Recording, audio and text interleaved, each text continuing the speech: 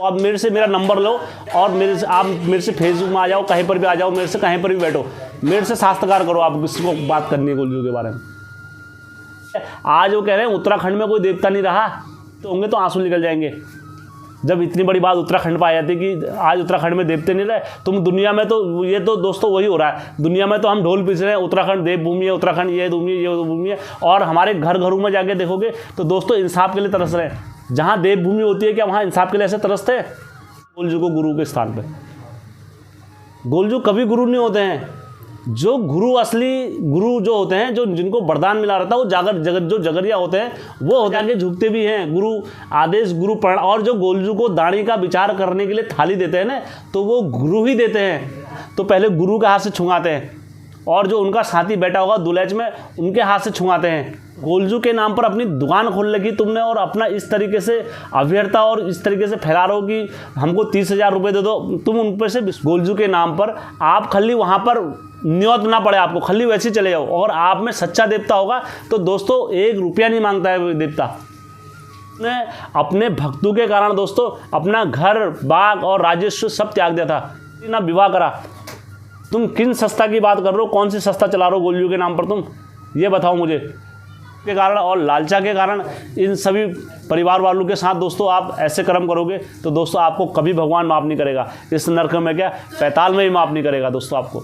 आप मेरे सारे वीडियो देख लोगे तो आपको ये पूछने की ज़रूरत नहीं है कि गोलजू ताकतवर कौन से होते हैं, कतरू के होते हैं या वो होते हैं, और क्या पूजा का, कहीं और जाने की ज़रूरत नहीं है दोस्तों। हेमचू पहाड़ी के आप सारे वीडियो देख लेना शुरू से एंड तक, और आपको सारे प्रश्नों का उत्तर। उत्तराखंड घूमलो क्या टिहरी क्या मुनशारी, उत्तराखंड घूमलो क्या टिहरी क्या मुनशारी। हाचू हाचू हाचू हम पहाड़ी नीचू। हेलो दोस्तों, आप सबका स्वागत है आपके अपने चैनल में दोस्तों, हेमचू पहाड़ी चैनल में एक बार फिर से स्वागत है। और दोस्तों यह आपका अपना चैनल है और ये आपका अपना परिवार है दोस्तों, हेमचू पहाड़ी चैनल। और दोस्तों जो मैं आज जो कहानी लेके आ रहा हूँ दोस्तों, ये सच्ची घटना पर आधारित है और जीवन चल रहा है दोस्तों, और अभी भी इनका जीवन संघर्ष में चल रहा है।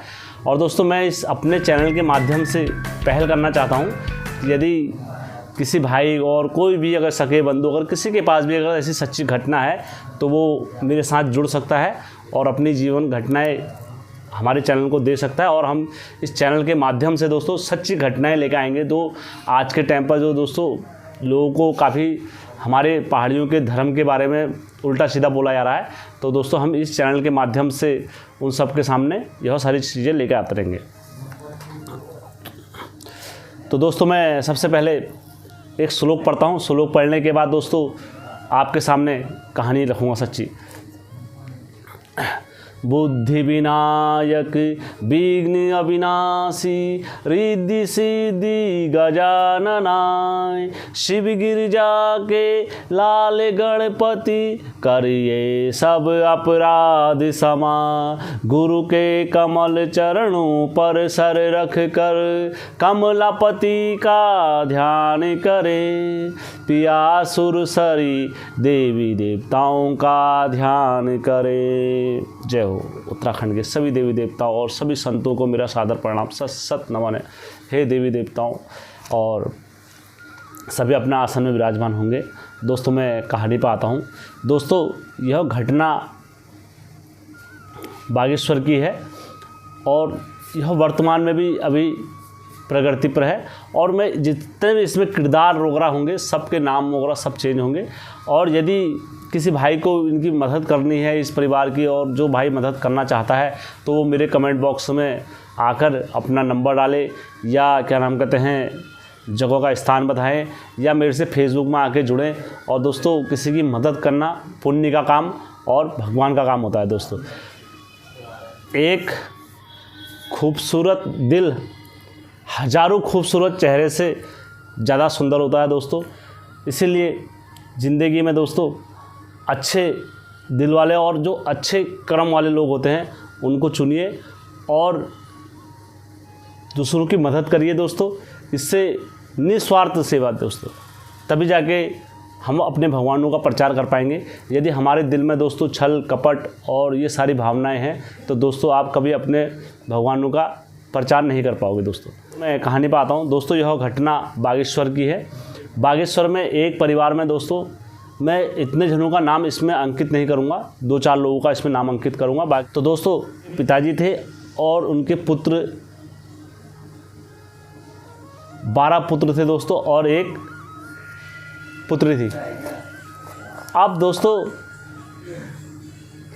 जब 12 पुत्र हुए एक माँ से, तो पुत्रों का क्या हुआ दोस्तों, दोष कहो या प्रतिशोध कहो, धीरे धीरे क्या हुआ, एक एक करके पुत्र खत्म होते रहे दोस्तों। ऐसे करते करते दोस्तों काफ़ी इनके पुत्र खत्म हो गए।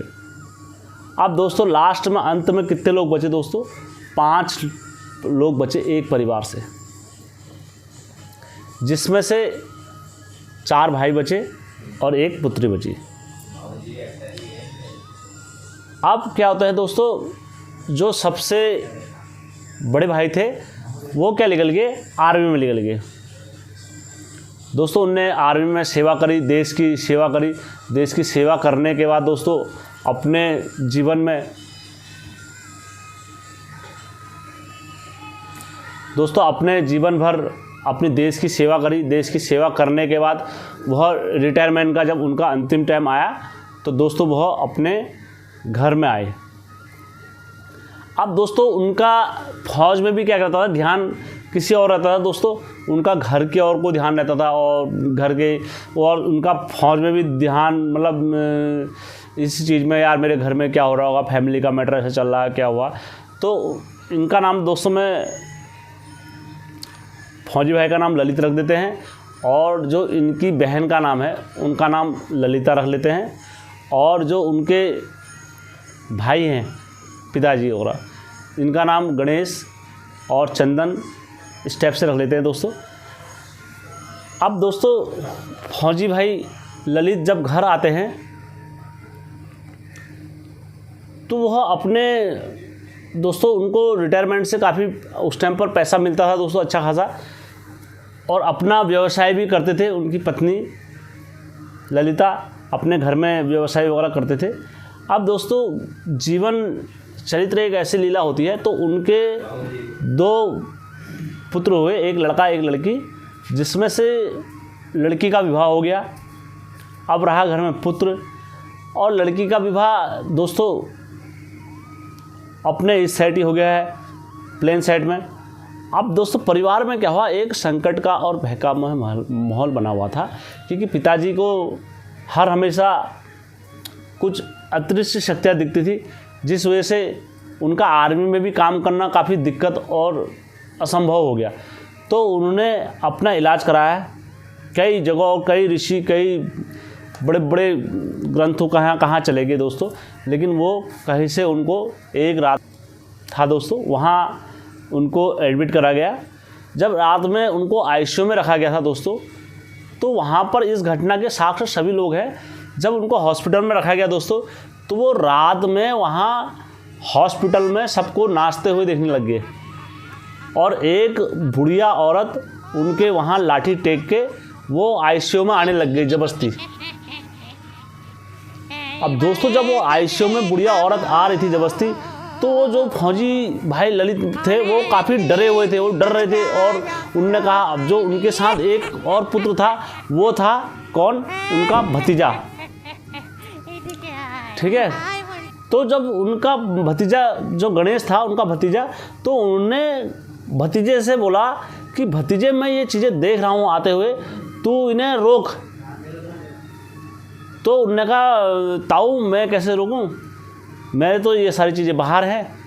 तो उन्होंने कहा बेटा तू अगर नहीं रोक सकता है तो तू एक काम कर, कहीं से राख आग लेके आ और मुझे बबूती लगा दे। दोस्तों हमारे पहाड़ियों में बबूती का एक बहुत बड़ा चलन होता है, बहुत बड़ा मान सम्मान होता है। बबूती राख की नहीं लाखों की बोली जाती है। तो उनके पिताजी ने जब इतना बोला तो उनके पुत्र ने बोला पिताजी यहाँ कहाँ से बबूती लेकर आऊँ, यहाँ तो कहीं वो भी नहीं। दोस्तों आईसीयू में ऐसी बात है, और राम मूर्ति जैसा हॉस्पिटल है, कोई छोटा मोटा हॉस्पिटल नहीं है दोस्तों। अगर वहाँ पर अगर आप राख ढूंढने के लिए जाते हो तो दोस्तों नहीं भी लग जाएगा, आधा घंटे से ऊपर लग जाएगा आपको, मतलब इधर घूमने में, इधर जाने में, ये करने में। तो दोस्तों वो उनकी व्यवस्था भी हमने समझनी चाहिए थी।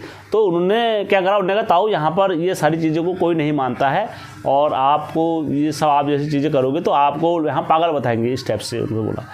तो उन्होंने क्या करा, वो बहुत ही ज़्यादा परेशान हो गए। उन्होंने कहा बेटा तू मेरे को कैसे भी कर दे, कैसे भी वो कर, तू कहीं से भी करके राख ला दे, मेरे को एक चुटकी लगा दे और मैं यहाँ पर ठीक हो जाऊँगा, मेरे को इतनी सारी चीज़ों की ज़रूरत नहीं है। तो दोस्तों उनने काफ़ी समझाया अपने पुत्र को, लेकिन वो भी अपनी जगह पर सही था। तो लास्ट में क्या करा, जब वो काफ़ी परेशान हो गए तो वो सारी चीज़ों को देखते हुए और चलते हुए आ रहे थे, तो वो लास्ट में दोस्तों अपने भतीजे से बोलते हैं, जा भतीजे तू मेरे को एक चुटकी दर्द नहीं लगा रहा है, जा तेरा कभी भला नहीं होगा, जैसे असंत मेरे को आ रखे, जैसा गला मेरा दबा रहे, जैसा वो कर रहे, तेरे को भी ऐसे ही असंत ऐसे ही आई रहेगी, तो तब भी तेरे को कोई बहुत दिन लगागा। तो इस टाइप से उन्होंने भी अपने भतीजे से बोला। अब दोस्तों भतीजा भी जानबूझ के, ऐसा नहीं कि जानबूझ के कर रहा था। तो उसके बाद क्या हुआ दोस्तों, ये घर ले गए। उन्होंने कहा ऐसा कुछ नहीं है, आप घर में लेके आओ और घर में आने के बाद सब सही हो जाएगा। तो दोस्तों इनको क्या करते हैं, वो अपने घर लेके आते हैं। जब दोस्तों यह घर में लेके आते हैं इनको, तो 2011 की बात रही। तो उन्होंने एक माताजी को बुलाया, गढ़वाली माताजी, फ़ोन करा। फ़ोन करने के बाद इन्होंने कहा माताजी ऐसी सी बात है, ये दिक्कत है, आप हमारे परिवार में ऐसा सा दोष चल रहा है, आप यहाँ आ जाइए। और क्या नाम, माताजी ने कहा मैं आ तो जाऊँगी, मुझे लेने के लिए आना पड़ेगा, मेरे को छोड़ना पड़ेगा। उन्होंने कहा ठीक है। तो इनके घर से गए, पहाड़ से गए, लेके आए, वहाँ से इनको घर पे लिखाया। माताजी को माताजी ने कहा मेरा आसन लगाओ। माताजी ने कहा आसन लगाया और माताजी नाची और नाचते नाचते कहाँ गई, पूरा अंदर घूमा। अंदर घूमने के बाद बाहर आई। बाहर आने के बाद कहा ऐसा है, मैं तो यहाँ शैतान को देख रही हूँ, मैं तो मसाण को देख रही हूँ, और तुम्हारे पूरे अंदर में पूरा ये चल रहा है, पूरा वो चल रहा है, तुम्हारे अंदर लड़ाई चल रही है और तुम्हारे पिताजी को पूरा मारने की तैयारी हो रही है। अच्छा हुआ तुमने मुझे बुला दिया, और नहीं तो ये मार देंगे, ऐसा कर दे। तो उन्होंने कहा आप क्या करें भगवान, अब बता। देखो जो मरता है वो क्या नहीं करता है, जिसकी अंगली आई रहती, दर्द जब होता है तो वो किसी तरह भी ये सोचता है कि किसी तरह अपनी अंगली निकाली जाए। तो माता रानी ने कहा मैं कर तो दूंगी, पहले आप मुझे दो 3 लाख रुपए, आप मुझे 3 लाख रुपए दो और उसके बाद मैं इसमें पूजा स्टार्ट करूंगी। तो दोस्तों फौजी भाई ने कहा ठीक है, आप 3 लाख रुपए लो। तो फौजी भाई ने उन्हें क्या करा, 3 लाख रुपए दे दिए ललित भाई ने। जब 3 लाख रुपए दिए दोस्तों उस परिवार को, तो दोस्तों उसके बाद से माता रानी वहाँ से गायब। और वो दिन था, पता नहीं उसने उचाड़ा फुचाड़ा क्या करा, कैसे करा। उसके बाद वो माता रानी को कितना फ़ोन करा, कितना वो करके वापस बुलाया कि माता रानी जी अभी तो कुछ फ़र्क ही नहीं हुआ है, माता रानी जी कुछ हुआ ही नहीं, माता रानी जी ये नहीं हुआ, माता रानी जी वो नहीं हुआ, माता रानी जी ये नहीं हुआ। तो दोस्तों अंत में माता रानी जी ने अपना फ़ोन स्विच ऑफ कर दिया। अब दोस्तों समय बीतता रहा। समय बीतने के बाद क्या हुआ दोस्तों, वह पहाड़ से अपनी लड़की से मिलने के लिए भावर आ रहे थे, बस में आ रहे थे। तो जब भावर आ रहे थे तो आते आते उनके क्या हो गया दोस्तों, गले का किसी ने गला पकड़ दिया उनका बस में, और गला पकड़ दिया दोस्तों, उनका सांस वगैरह सब रुक गया। और इस चीज़ के गवाह काफ़ी वहाँ पर लोग बैठे हुए थे, सब चीज़ बैठे हुए थे। तो ये घटना उन सब ने देखी दोस्तों। तो वो फौजी भाई का, ललित भाई का पूरा गला पकड़ दिया और वो पूरा तड़पते उन्होंने क्या कर दिया, वहाँ दम तोड़ दिया दोस्तों। अब दोस्तों जब उनने अपना दम तोड़ दिया तो उनकी पत्नी घर में थी दोस्तों। तो उनको मरे 1 सेकंड 15-20 मिनट हुए नहीं, तो वो उनकी आत्मा कहाँ चलेगी, तुरंत अपने घर चलेगी, पहाड़ बागेश्वर। जब वहाँ बागेश्वर में उनकी आत्मा चले गई तो उनकी पत्नी क्या कर रही थी, काम कर रही थी गाय भैंसों का। तो उन्होंने अपने लंगोट पहने हुए, सब कुछ पहने हुए, तुरंत अपने पति को देख लिया। वो कह रहे हाई तुम तो नीचे भावर जा रखे थे, तुम यहाँ क्या कर रहे हो, तुम तो यहीं घूम रहे हो अभी तक, क्या चक्कर है तुम्हारा। तो उन्होंने कहा मैं तो यार ऐसी सी बात है नहीं करा। इतने में क्या हुआ, उसके 1 घंटे बाद फ़ोन आ गया कि तुम्हारे पति यहाँ क्या हो गए, ख़त्म हो गए। अब दोस्तों जब ये खबर वहाँ मिली उनको, तो उन्होंने क्या करा, सब शांत, उनको शक्के वक्के चोट लग गई। अब जब उनकी लड़की ने खबर सुनी और जब उनके पुत्र ने खबर सुनी, तो दोस्तों आप वो माहौल को देख सकते हो, कितना रोने वाला और कितना दर्दनाक माहौल रहता है दोस्तों। अब दोस्तों क्या करता क्या नहीं करता, मरता क्या नहीं करता। तो दोस्तों वो रोए, सब कुछ करा, उनका अंत में क्रियाक्रम वगैरह करा। लेकिन दोस्तों कहते हैं आदमी का केवल शरीर मरता है, लेकिन जो कॉल पुकार और जो सारी चीज़ें रहती हैं वो हमेशा ऐसी की ऐसी रहती हैं। तो दोस्तों जब आदमी का शरीर मरा, उसके बाद जो वो प्रक्रियाएं चल रही थी, अब वो किन पर आ गई, उनकी पत्नी पर आ गई। अब जब उनकी पत्नी पर आ गई दोस्तों, अब उनकी पत्नी क्या है, सुखी नहीं है उनकी पत्नी। तो इनकी जो दोस्तों पुत्री का दिल ऐसा होता है, वो माँ के लिए हमेशा तड़पता रहता है, चाहे एक पुत्र का तड़पे ना तड़पे, लेकिन एक पुत्री के लिए माँ की अहमियत क्या होती है वो पुत्री ही जानती है। तो पुत्री ने क्या करा, ऐसे करते करते काफ़ी समय बीत गया। पुत्री ने यूट्यूब में दोस्तों आजकल आप देखते हो, कहीं जाते होगे, शहरों में जाते होगे, तो अब पर्चे छपा के फेंक देते हैं बसों में, ट्रेनों में, कि आपको झाड़ू से, घरेलू दुष्कर्मों से और तंत्र विद्याओं से, इस दोष से हम तुमको सबको बचाएंगे, ऐसे ऐसे पर्चे। और उसमें अपना नंबर दिया रहता है कि आपके घर में द्वेष, क्लेश, भावनाएं और आपके घर में कुछ भी ऐसी चीज़ें हो रही हैं तो आप हमसे संपर्क करें। दोस्तों ऐसी चीज़ें बसों में जब छपाई रहती हैं, तो उनने यूट्यूब में भी एक चैनल बना रखा था कि हमारे ये मंत्र पढ़ने से तुम्हारे घर की बाधाएं दूर हो जाएंगी, और ऐसा मंत्र पढ़ोगे तो ये हो जाएगा, ऐसा मंत्र पढ़ोगे तो तुम्हारे घर से ये हो जाएगा। ये सारी मतलब ऐसी चीज़ें दे के यूट्यूब चैनल खोले रहते हैं। तो दोस्तों उनने क्या करा, उनकी पुत्री ने उस नंबर पर कॉल कर दिया। तो उन्होंने कहा हम गारंटी देते हैं, हमें गारंटी देंगे, और तुम्हारे घर में ये दोष भाषाएं चल रही हैं, तुम्हारे घर में काल आने वाला है, तुम्हारे घर में महाकाल आने वाला है, तुम्हारे घर में ये हो रहा है, और आप हमसे बात करना चाहते हो तो आप पहले 45,000 रुपये हमें भेजो। अब दोस्तों जब किसी पे बीती रहती है ना, तो उस टाइम पर वो क्या करता है, वो तुरंत वो बातों को मान लेते हैं कि यार हाँ यार वाकई में सही कह रहा है, हमें ये चीज़ें कर लेनी चाहिए।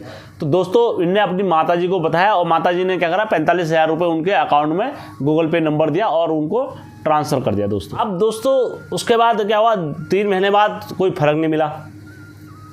फिर उनने फ़ोन करा, उनने कहा तुम्हारी पूजा का काम आधा हो गया है और आधा रह गया है, तो आप क्या करो, मेरे को क्या नाम कहते हैं 45,000 रुपये और सेंड करो, तुम्हें फ़र्क होना तो कुछ तो फ़र्क हो गया होगा तुम्हें इतना, और 45,000 रुपये और सेंड करो, तुम्हें पूरा फ़र्क मिल जाएगा। तो दोस्तों उनकी माता लोग, हमारे दोस्तों पहाड़ियों का व्यवहार क्या होता है, बड़ा स्वभाव और बड़ा नरम होता है दोस्तों। तो उनने क्या करा, तुरंत उनके अकाउंट में 45,000 रुपये और डाल दिए। उसके बाद क्या हुआ दोस्तों, 2-3 महीने बाद घर में कोई फ़र्क नहीं, कोई शांति नहीं। तो उनने फिर उनको फ़ोन करा कि महाराज जी अभी तो कोई शांति नहीं हो रही, अभी तो कोई हमारे घर में घबराहट वगैरह और ये सारी चीज़ें, ऐसे माहौल बना हुआ है, हम क्या करें, अभी तो आपने कोई शांति वगैरह कोई पर्चे नहीं आए हैं। तो उन्होंने कहा है तुम्हारी पूजा मैं शमशान में देने जा रहा हूँ। अब बम्बई का कोई शमशान है, मैं वहाँ पर अपने जिनको बुला रहा हूँ, हमने बागुल मुनि जी का मंत्र पढ़ना है, और बागुल मुनि जी के मंत्र पढ़ के हम ये कर देंगे और वो कर देंगे, सारे दोष वगैरह से आप मुक्त हो जाओगे, क्लेश मुक्त हो जाओगे आप। तो दोस्तों उन्होंने कहा अंतिम बार हमें 45,000 रुपये भेजो और हम तुम्हारा सब कुछ सही कर देंगे। तो दोस्तों मरता क्या नहीं करता, उन्होंने कहा जब इतने हमने दे दिए हैं, अब ये कह रहा अंतिम बार भेजो, तो भेज देते हैं। तो 45,000 रुपये और भेज दिए। अब दोस्तों इनका टैक्ट यही होता है पैसे निकालने का, इंसान से कैसे किसी तरह भी पैसे निकाले जाए। तो दोस्तों इनने फिर निकाल के दे दिए 45,000 रुपये। अब दोस्तों जब 45,000 रुपये फिर निकाल के दे दिए, अब क्या हुआ दोस्तों, 2 महीने बाद वो उनकी पुत्री फिर उनको फ़ोन करती है कि महाराज जी ऐसी ऐसी घटना हो गई है, क्या करें, अब हमारा तो दोस्त में कलेशबाजी वैसी है, सब कुछ घर में वैसी का वैसी है, हम क्या करें, क्या वो कर सकते हैं।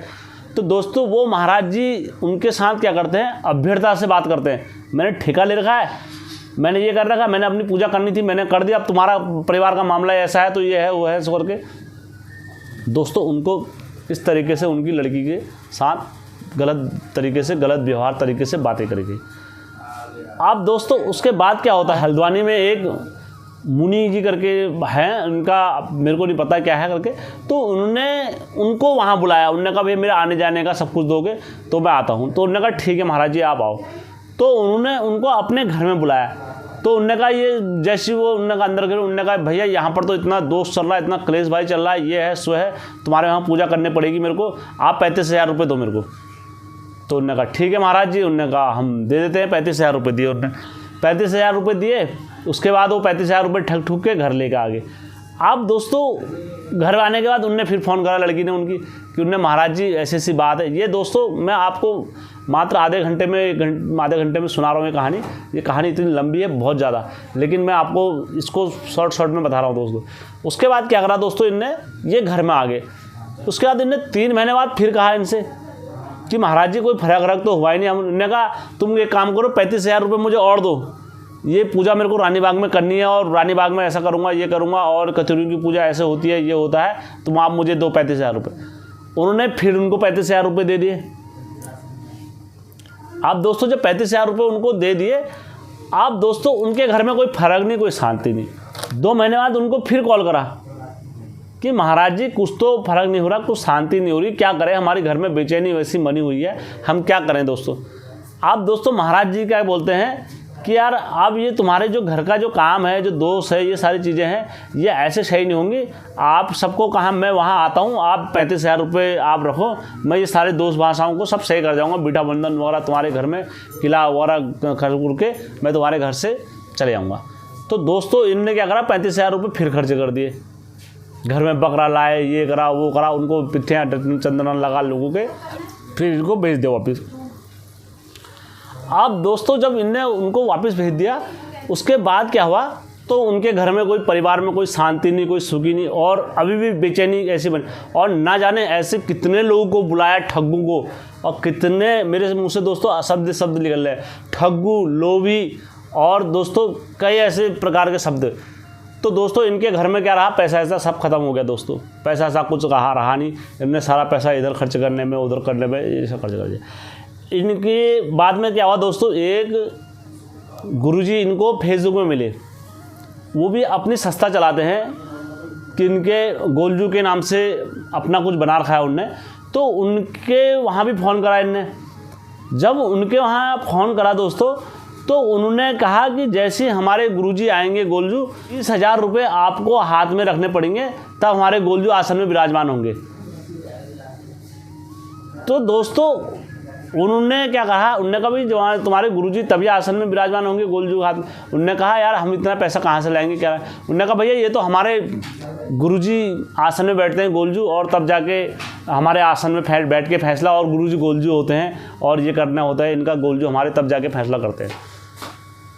तो दोस्तों उनने एक बार फ़ोन नहीं करा, उनका नंबर आज भी उनके पास है। उनने कई बार उनको फ़ोन करा कि हमारे घर का भला कर दो, ऐसा कर दो, वो कर दो, और दोस्तों उन्होंने आज तक उनको फ़ोन में जवाब नहीं दिया। कह रहे पहले हमें पैसा दो, तब जाके हम आएंगे और तब जाके हम करेंगे। दोस्तों आप बोल रहे कि हम ऐसे गोलजू, आप पहले गोलजू का चरित्र जान लीजिए। आप गोलजू के बारे में ऐसा शब्द बोल के और ऐसे ढोंग और ऐसे पाखंड करके लोगों का विश्वास तोड़ो दोस्तों। ऐसे में कैसे नहीं टूटेगा हमारे पहाड़ियों का विश्वास। आप ये पाखंडपना और ये गोलजू के नाम पर जो लूट रहे हो दोस्तों, जो बची कुची शक्तियां हैं आप उनको भी लुप्त करने में लगे हुए हो। पहली बात तो गोलजू कभी गुरु नहीं होते हैं। नंबर लो और आप मेरे से फेसबुक में आ जाओ, कहीं पर भी आ जाओ, मेरे से कहीं पर भी बैठो, मेरे से शास्त्रकार करो। आप किसको बात करनी है गोलजू के बारे में। बोलते हैं गोलजू गुरु बैठाएंगे हम गोलजू को गुरु के स्थान पे। गोलजू कभी गुरु नहीं होते हैं। जो गुरु असली गुरु जो होते हैं, जो जिनको वरदान मिला रहता है, वो जो जगरिया होते हैं वो होते हैं गोलजू गुरु।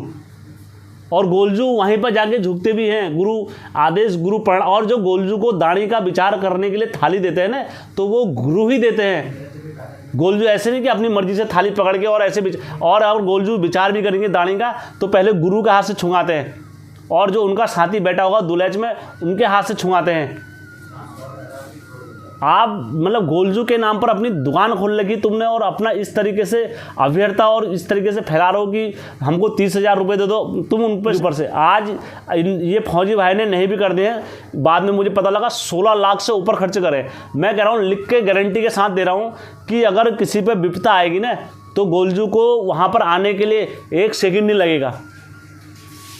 सिर्फ आप भलाई के काम से तो जाओ। आप इतना बड़ा मुंह पैसों के लिए खोल रहे हो गोलजू के नाम पर, आप खाली वहाँ पर न्योत ना पड़े आपको, खाली वैसे चले जाओ। और आप में सच्चा देवता होगा तो दोस्तों 1 रुपया नहीं मांगता है देवता। मैं ऐसे ऐसे डंगरिया दिखा दूंगा जिनके घर में खाने के लिए नहीं होगा और वो तुम्हारे घर में नाचने आएंगे और तुम्हारे घर का भला करके जाएंगे दोस्तों। ऐसे ऐसे डंगरिया देखे हैं मैंने दोस्तों। देवताओं के नाम पर अपने महल बना दिए, अपने घर बना दिए और ये नहीं देख रहे हैं कि पहाड़ों की संस्कृति कहाँ जा रही है, दबते हो जा रही है, बिल्कुल पैताल में चले गई दोस्तों। आज इस घर का, आज वो कह रहे हैं जिस घर से विपदा चल रही है, आज वो कह रहे हैं उत्तराखंड में कोई देवता नहीं रहा। दोस्तों आंसू निकलते हैं जब हम ये बातें सुनते हैं ना, आंसू निकलते हैं। जो अगर असली जिनके घर में देवते होंगे तो आंसू निकल जाएंगे। जब इतनी बड़ी बात उत्तराखंड पर आ जाती कि आज उत्तराखंड में देवते नहीं रहे, तुम दुनिया में तो ये तो दोस्तों वही हो रहा है। दुनिया में तो हम ढोल पीस रहे हैं, उत्तराखंड देवभूमि है, उत्तराखंड ये भूमि है, और हमारे घरों में जाके देखोगे तो दोस्तों इंसाफ के लिए तरस रहे हैं। जहाँ देवभूमि होती है क्या वहाँ इंसाफ के लिए ऐसे तरसते हैं? ये जो पैसों की तुम मांग कर रहे हो गोलजू के नाम पर और जो माता रानी के नाम पर और जितने भी देवी देवता, इन लोगों के साथ शास्त्रकार करने के लिए मजबूर हो जाऊंगा। और दोस्तों शास्त्रकार मजबूर करने के बाद इनसे पूछूंगा गोलजू का चरित्र क्या है, पहले आप मुझे बताओ। गोलजू ने अपने भक्तों के कारण दोस्तों अपना घर, बाग और राजस्व सब त्याग दिया था और लोगों की जनहित के लिए दोस्तों उन्होंने अपना जीवन पूरा लगा दिया था। ना शादी करी ना विवाह करा। तुम किन संस्था की बात कर रहे हो? कौन सी संस्था चला रहे हो गोलजू के नाम पर? तुम ये बताओ मुझे। धिक्कार होना चाहिए हमारे उत्तराखंड देवभूमि में ऐसी ऐसी घटनाएं मेरे पास आती है दोस्तों। आज सच्चाई और न्याय पर दोस्तों अच्छा देवता आता है। और अगर आप तुम बोलोगे कि क्या नाम कहते हैं हम गोलजू के लिए ऐसा कर रहे हैं और गोलजू के नाम पर हम इतनी बड़ी संस्था चला रहे हैं, ये चला रहे, कोई नहीं दोस्तों। गोलजू के लिए कोई अगर गरीब घर में आ जाए ना तो सबसे पहले वो है, उसके घर में विपदा हो रही है तो सबसे पहले वह है। हमारे पूर्वजों की ये परंपरा नहीं है। हमारे पूर्वज लोग काफ़ी मेहनत करा करते थे दिन में दोस्तों, और रात्रि में ये काम करा करते थे। लोगों के घर घर जाके लोगों का भला करते थे। अगर आप गोलजू का प्रचार करना चाहते हो, अगर आप गोलजू की लीलाओं का बखान करना चाहते हो तो दोस्तों अपने पैसों से करो। आप काम करके कमाओ दोस्तों। और अगर आपको पुण्य का काम करना, आप दिन भर में 100 रुपये कमाओ और 80 रुपये का दान करो गोलजू के नाम पर, तब मैं कहूँगा कि यार आपने दान करा है गोलजू के नाम पर और आपने पुण्य कर्म करे हैं गोलजू के नाम पर। ये नहीं कि गरीबों को किन गरीबों को लूट रहे हो आप? वो गोलजू के परिवार के हैं सब उत्तराखंड में। वो गोलजू दोस्तों जो स्त्रियों के एक आंसू पर चले जाते हैं उनके घरों में। दोस्तों मुझे रोना आ रहा है खुद। आप किस नाम पर दुकान चला रहे हो गोलजू के नाम पर, ये समझ में नहीं आ रहा है मेरे को। गोलजू हमारे वो देवता है कि अगर लड़की रोएगी नहीं और गोलजू पहले पहुंच जाएंगे उसकी मदद के लिए दोस्तों। जब सब उनको फटकार देते हैं तब जाके गोलजू वहाँ उनकी मदद के लिए दोस्तों उस टाइम पर जाते हैं। पैसों में नहीं जाते हैं गोलजू। ये नहीं कहते कि मेरे को तुम 10,000 रुपये दोगे, 20,000 रुपये दोगे तब मैं वो लड़की का भला करने जाऊँगा। ऐसे न्यायकारी और ऐसे जसकारी देवता के बारे में आप ऐसे कुकर्म कर रहे हो दोस्तों, आपको नर्क में जगह नहीं मिलेगी जो गोलजू के नाम पर ऐसे अपनी अपनी दुकानें चला रहे हैं दोस्तों। तो मैं आशा करता हूं अभी भी सुधर जाओ दोस्तों और उत्तराखंड की जो संस्कृति है दोस्तों उसको ऐसे किसी गैरू के हाथ में मत जान दो। नहीं तो दोस्तों बाद में आप लोग मुझे दोष मत देना, अपने ही गिराते हैं नशे मन पे बिजलियाँ। फिर मत कहना कि पहाड़ी ने ही पहाड़ी के वो कपड़े उतार दिए, क्योंकि मैं मजबूर हो जाऊंगा कि अगर मेरे को ऐसी घटना दोस्तों, अभी तो मैंने खाली ये लोगों को ये नहीं तो मैं अपने चैनल पर फिर प्रूफ से डालूंगा। मेरे पास प्रूफ है दोस्तों। जिन के जो चला रहे हैं ऐसे चैनल, जो ऐसे अध्यात्म चला रहे हैं, जो ऐसे ढोंग पाखंड जो चला रहे हैं दोस्तों, मैं प्रूफ के साथ आ जाऊंगा दोस्तों फिर अपने चैनल पर और लाइव में आ जाऊंगा दोस्तों। फिर आप करते रहना जितने भलाई के काम करोगे दोस्तों ऐसे। तो इसीलिए दोस्तों आज की हमारी यूथ पढ़ी लिखी जनरेशन है, वो ऐसे अधर्म चीज़ पर कभी विश्वास नहीं करती है, ऐसे ढोंग और पाखंड पर कभी विश्वास नहीं करती है। जहाँ सत्य होगा दोस्तों वहाँ हमेशा पढ़े लिखे युवक और हमारे यूथ और हमारे भाई लोग सब रहेंगे दोस्तों। लेकिन ढोंग और दिखावे और इसको कोई साइंस नहीं मानता, कोई कुछ नहीं मानता। अगर जो काम भी करते हैं भलाई के काम भी करते हैं दोस्तों, हाँ आप चंदा मांगो, लोग आपको अपने चंदे से दोस्तों आपको चाहे 10 रुपये दे या 5 रुपये दे, वो उनकी श्रद्धा होगी। लेकिन आप किसी पर प्रेशर वाइज मत करो। दोस्तों आप कोई भी कार्य करते हो तो आप चंदा बोल सकते हो कि हमें गोलजू के नाम पर चंदा दे दीजिए, हम गोलजू के नाम से ये कार्य कर रहे हैं, तो लोग अपनी श्रद्धा अनुसार देंगे दोस्तों। ये नहीं कि आप दोस्तों लोगों को विवश कर दो कि जब हम आएंगे, जब गोलजू आएंगे कि आप इतना पैसा दोगे। दोस्तों हमारे पूर्वजों की ये परंपरा कतई नहीं है और हमारे ऋषि मुनियों की ये परंपरा नहीं है, और दोस्तों हमारे राम जी की ये परंपरा नहीं है, हमारे कृष्ण जी की ये परंपरा नहीं है। दोस्तों पलक झपकते और आंसू पड़ते ही दोस्तों हमारे देवता पहुंच जाते हैं दोस्तों सब। तो मैंने जो कुछ भी कहा है इसमें सभी भाई लोगों को विचार करने की ज़रूरत है। और आज दोस्तों हमारा जो उत्तराखंड की परंपरा है दोस्तों, वो जो परंपरा को हमारे पूर्वज लोगों ने इतने संभाल के रखा था दोस्तों, आज वो परंपरा हमारे दोस्तों बारातों में नाच करने के काम आ रही दोस्तों।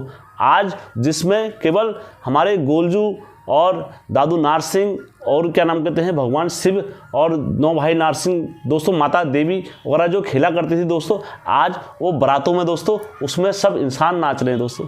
क्या चल रहा है दोस्तों उत्तराखंड में, ये सब मजाक के पात्र बनते जा रहे हैं दोस्तों। इसलिए आज दोस्तों पहाड़ी संकट में है, पहाड़ी अपने धर्म को बचाने के लिए संकट में दोस्तों। अभी भी जाग जाओ और हेमचू पहाड़ी की तरफ को दोस्तों आओ और दोस्तों अपने अध्यात्म को पकड़ो दोस्तों।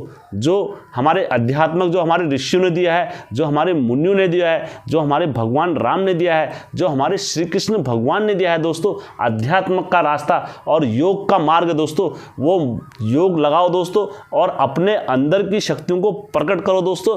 तो हेमचू पहाड़ी हमेशा आपके साथ में है दोस्तों और आपके हमेशा रास्ते में साथ में एक साथ चलेगा दोस्तों हेमचू पहाड़ी। लेकिन अगर छल और कपट और दोस्तों इनके आधार पर दोस्तों अगर आप दुनिया में चलना चाहते हो दोस्तों, हेमचू पहाड़ी दोस्तों खुलेआम विरोध करेगा। और दोस्तों फिर हमें किसी का डर नहीं है। कोई हमारी माता के नाम पर कोई किसी को दोस्तों अगर छलेगा दोस्तों तो हेमचू पहाड़ी कभी नहीं बख्शेगा। हमारे गोलजू के नाम पर कोई किसी को छलेगा दोस्तों, हेमचू पहाड़ी कभी बर्दाश्त नहीं करेंगे। तो पोल का ढोल फिर हम खोलने पर मजबूर हो जाएंगे दोस्तों। तो मैं आशा करता हूँ तो सभी भाई लोगों से कि इसमें, इस पहल में मेरा साथ देंगे दोस्तों।